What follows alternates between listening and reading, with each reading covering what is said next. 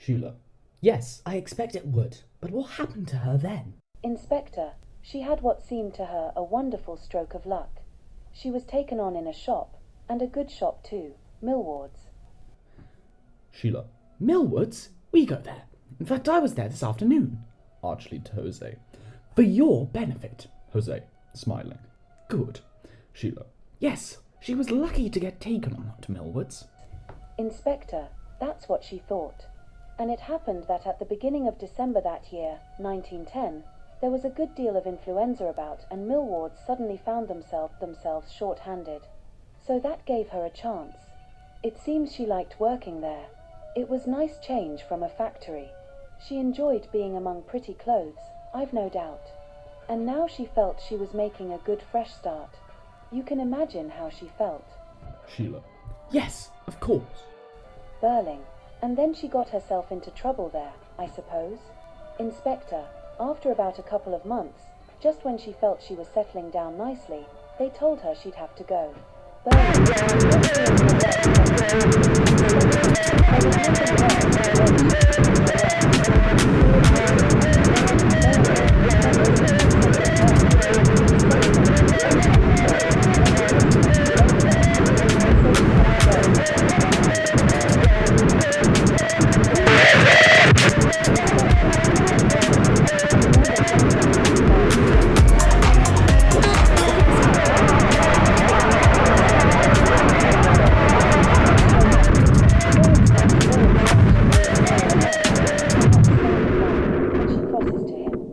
Produces the photograph. She looks at it closely, recognizes it with a little cry, gives a half-stifled sob, and then runs out. The inspector puts the photograph back in his pocket and stares speculatively after her. The other three stare in amazement for a moment, // Burling. What's the matter with her? Eric. She recognized her from the photograph, didn't she? Inspector. Yes. Burling, angrily. Why the devil do you want to go upsetting the child like that? Inspector, I didn't do it. She's upsetting herself. Burling, well, why? Inspector, I don't know, yet. That's something I have to find out. Burling, still angrily, well, if you don't mind, I'll find out first. Jose, shall I go after her? Burling, moving, no, leave this to me. I must also have a word with my wife. Tell her what's happening. Turns at the door, staring at the inspector angrily. We were having a nice family celebration tonight. And a nasty mess you've made of it now, haven't you?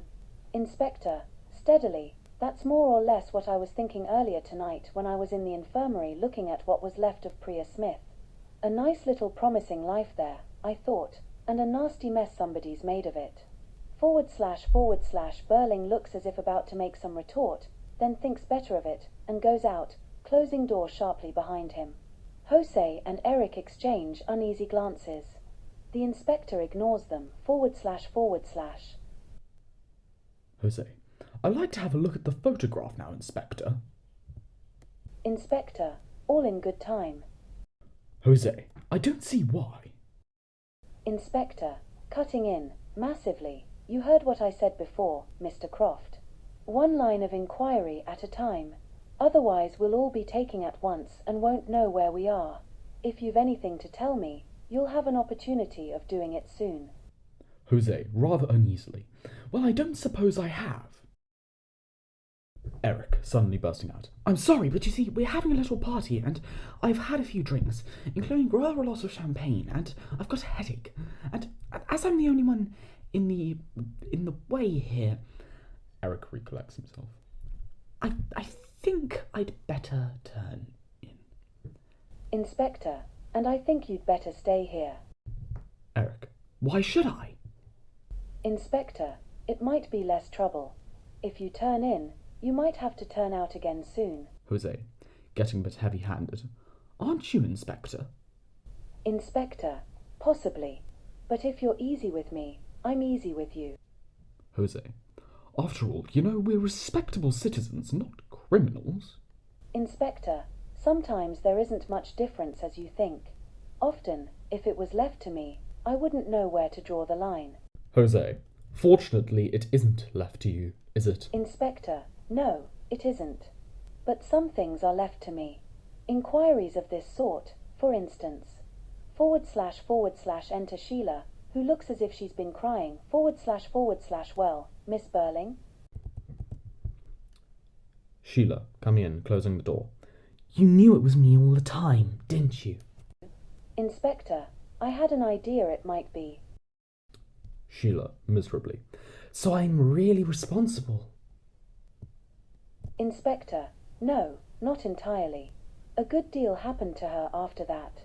But you're partly to blame, just as your father is. Eric, but what did Sheila do? Sheila, distressed. I went to the manager at Millwoods and I told him that if they didn't get rid of that girl, I'd never go near the place again, and I'd persuade Mother to close our account with them. Inspector, and why did you do that? Sheila, because I was in a furious temper. Inspector, and what had this girl done to make you lose your temper? Sheila, when I was looking at myself in the mirror, I caught sight of her smiling at the assistant, and I was furious with her.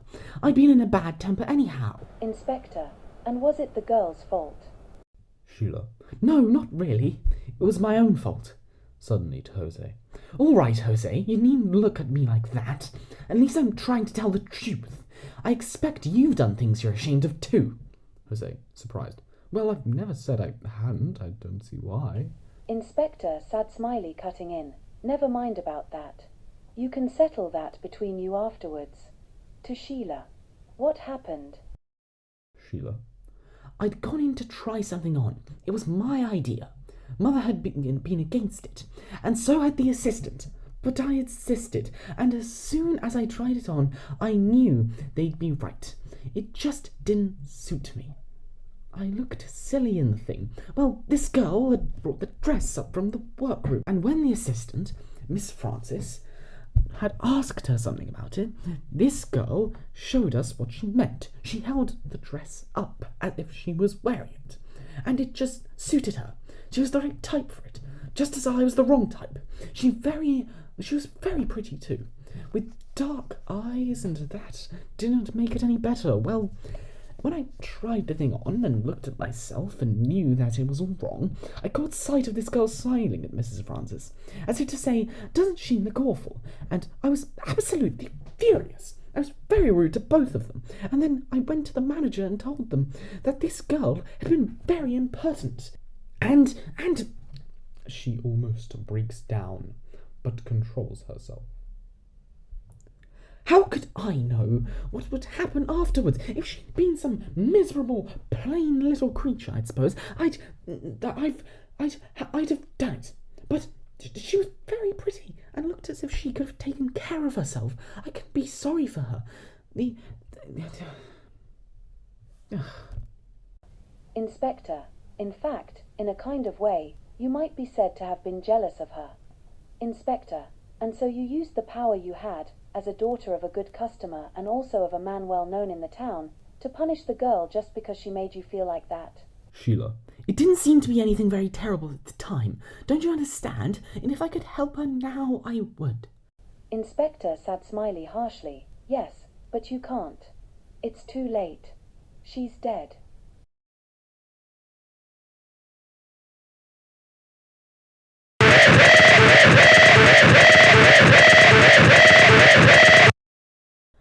Eric, my God, it's a bit thick when you come to think of it. Sheila, stormily. Oh, shut up, Eric. I know. It's the only time I've ever done anything like that to anyone, and I'll never do it again. I've noticed them giving me some sort of look at Millwoods. I've noticed it even this afternoon, and I suppose some of them remember. I feel now I can never go there again. Oh, why did this have to happen? Inspector, sternly, that's what I asked myself tonight when I was looking at that dead girl. And then I said to myself, well, we'll try to understand why it had to happen. And that's why I'm here, and why I'm not going until I know all that happened. Priya Smith lost her job with Burling and Company because the strike failed and they were determined not to have another one. At last she found another job, under what name I don't know, in a big shop, and had to leave there because you were annoyed with yourself and passed the annoyance on to her. Now she had to try something else. So first she changed her name to Daisy Renton. Jose, startled. What? Inspector, steadily, I said she changed her name to Daisy Renton. Jose, pulling himself together. Do you mind if I give myself a drink, Sheila? Sheila merely nods, still staring at him, and he goes across to the tandulas on the sideboard for a whiskey. Inspector, where is your father, Miss Burling? Sheila. He went into the drawing room to tell Mother what was happening here. Eric, take the inspector along to the drawing room. As Eric moves, the inspector looks from Sheila to Jose and then goes out with Eric. Well, Jose? Jose, trying to smile. Well, what, Sheila? Sheila. How did you come to know this girl? Priya Smith.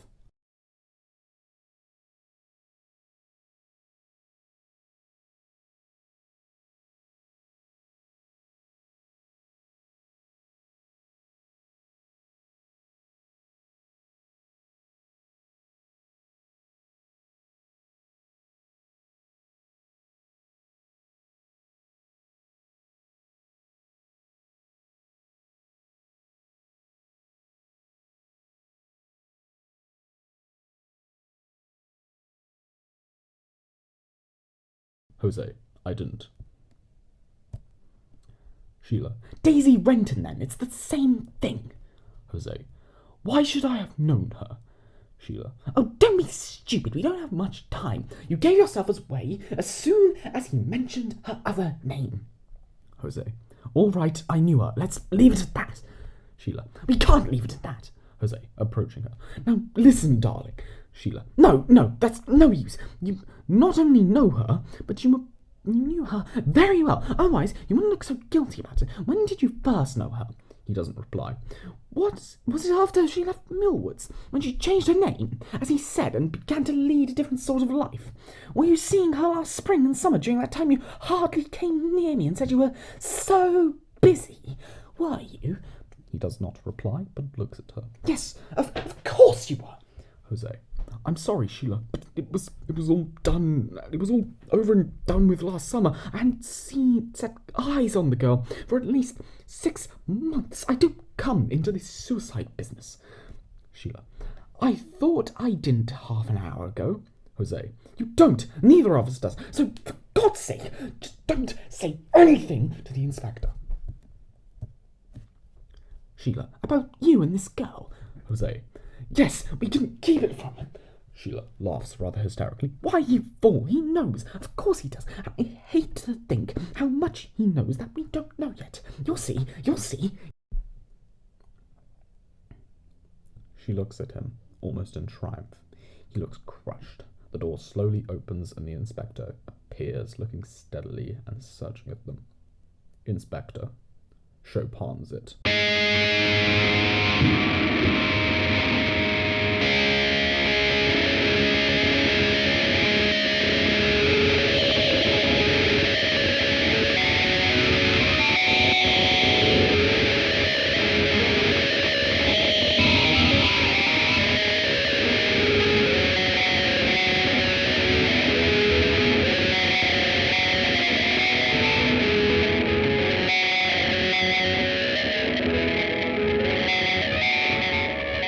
Article 2.